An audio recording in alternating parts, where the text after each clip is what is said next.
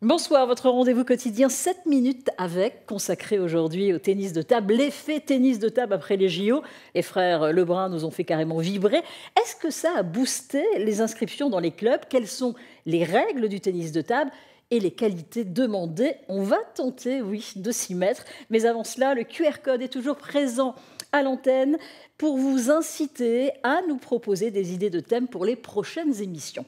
Alors aujourd'hui, mon invité, Pierre Juszkiewicz, bonsoir. Bonsoir. Merci d'avoir accepté notre invitation. Vous êtes le président du club Tosno Tennis de table situé à Troyes.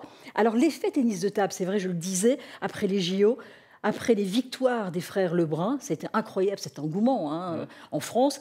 Une bonne pub carrément pour les clubs de tennis de table. Une très bonne pub pour les clubs, effectivement, avec 2 médailles de bronze en individuel et en équipe, ce qui n'était plus arrivé depuis 32 ans et jamais en équipe. Donc c'est vrai qu'on ne pouvait pas rêver meilleure promotion de notre sport. Alors les inscriptions ont commencé dans votre club troyen. Est-ce que justement les JO ont carrément boosté les inscriptions? Oui, effectivement, ça a boosté les inscriptions parce que déjà là, depuis quelques temps, on reçoit énormément d'appels, énormément de mails de personnes qui sont intéressées pour leurs enfants ou pour eux-mêmes et qui veulent s'inscrire et pratiquer le tennis de table. Quel est le pourcentage d'augmentation par rapport à l'année dernière? On peut dire 20% environ déjà. Oui. Et puis ça va continuer, évidemment. Va continuer. Il y aura encore des inscriptions. Il y a une majorité d'enfants où il y a aussi des adultes qui se sont inscrits en voyant ces JO. Il y a de tout. Il y a des enfants, il y a des parents qui nous appellent pour leurs enfants, pour que leurs enfants pratiquent du tennis de table comme les frères Lebrun, Ouais. mais aussi des personnes qui veulent s'y mettre pour la première fois ou qui veulent reprendre l'activité tennis de table après une certaine durée, un certain arrêt. Pardon. Alors, quelles sont les qualités justement pour réussir à gagner? Est-ce qu'il y a la rapidité? On le voit quand même, le réflexe. Effectivement, il faut avoir beaucoup de réflexes. Au niveau cognitif, il faut pouvoir coordonner les yeux et les mouvements. Il faut aussi d'explosivité parce qu'autour de la table, voilà, la balle arrive très rapidement. Ouais. On n'est qu'à 2,50 m de l'adversaire, donc la balle arrive vite. Donc il faut réagir vite et mettre la raquette correctement. Et puis voilà, une bonne coordination des mouvements. Il faut de la force aussi dans les poignets. Il faut aussi avoir de la force dans le bras, oui. Ouais, c'est vrai, dans le bras. C'est un sport qui s'adapte à toutes les morphologies et à tous les âges? Oui, c'est un sport qui s'adapte à tout le monde. Nous, on commence le baby ping à l'âge de 4 ans. Notre plus ancien licencié a 80 ans. Il y a même des personnes qui pratiquent jusqu'à 90 ans, donc tout âge peut pratiquer le tennis de table. Alors, quelle technique faut-il avoir pour devenir un champion de tennis de table, peut-être comme les frères Lebrun? Alors, les frères Lebrun ont commencé très tôt, parce qu'ils ont commencé à 3 ans, vu que c'est de famille chez eux. Ouais. Mais voilà, c'est vrai que plus on commence tôt, plus on a de chances de devenir un champion ou d'avoir des résultats. Après, on peut s'y mettre à tout âge, mais plus on commence tard, plus il faudra travailler techniquement pour réussir à atteindre le haut niveau. Alors, il y a des règles dans le tennis de table. Quelles sont les règles? Les règles, c'est notamment au service, où il faut servir derrière la table, il faut un rebond de son côté et un rebond de l'autre côté. Après, c'est comme au tennis, on renvoie la balle sur la partie de l'adversaire. C'est des matchs qui se jouent en 5-7, au meilleur des 5-7, donc il faut gagner 3 manches pour remporter le match. Et les 7 se jouent en 11 points minimum, ce qu'il faut 2 points d'écart. Donc soit le premier arrive à 11 avec 2 points d'écart, soit après, on continue jusqu'à ce qu'il y ait 2 points d'écart. C'est épuisant? Les matchs peuvent durer quand même relativement longtemps. Il suffit de regarder le haut niveau. Des matchs qui durent 30 à 45 minutes, voire 1 heure, ça arrive au haut niveau et c'est quand même assez physique. Oui.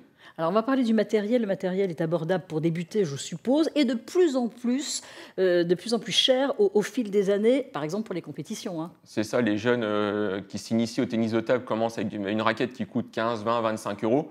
Et après, plus on va monter dans le niveau, plus les raquettes vont coûter cher. Par exemple, la mienne coûte environ 120 euros et on peut trouver des raquettes qui coûtent encore plus cher au haut niveau. Et après, il faut quoi? T-shirt, short, basket? Voilà, t-shirt, short, basket de salle, effectivement. Et puis, il ne faut pas un t-shirt blanc parce que la balle est de couleur blanche, donc après, on peut confondre. Ah oui, d'accord. Alors, pour les championnats, pour les compétitions, c'est à partir de quel âge? On peut commencer, alors il y a des championnats jeunes, donc pour toutes les catégories jeunes, à partir de poussin. Poussin, c'est 8 ans. Et après, en championnat par équipe, on peut jouer à partir de benjamin, donc de 10 ans.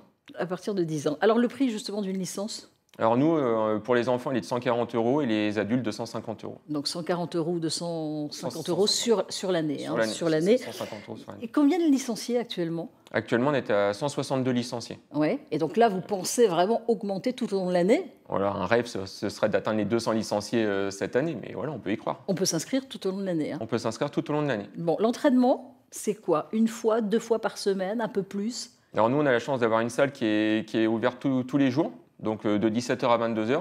Donc si quelqu'un est passionné, il peut venir s'entraîner 5 heures par jour, tous les jours de la Ah semaine, oui. toute l'année. Oui. D'accord, d'accord, avec la licence et on peut C'est ça. venir toute la semaine. C'est un sport qui est bon quand même pour le cœur, c'est assez cardiaque, je trouve que, et puis aussi pour tout le corps, parce que pour les bras, pour les jambes, parce qu'on bouge pas mal, hein. Effectivement, même si ça n'a pas l'air comme ça, le tennis de table, c'est un sport qui mobilise le cardiaque, la musculature, le cerveau aussi en termes cognitifs. Donc en fait, c'est bon pour tout le corps. C'est bon pour tout le corps. Et les prochains rendez-vous de votre club, de toute façon, ça a commencé cette semaine, c'est ça l'entraînement? Les inscriptions ont commencé début septembre, les entraînements également. Oui.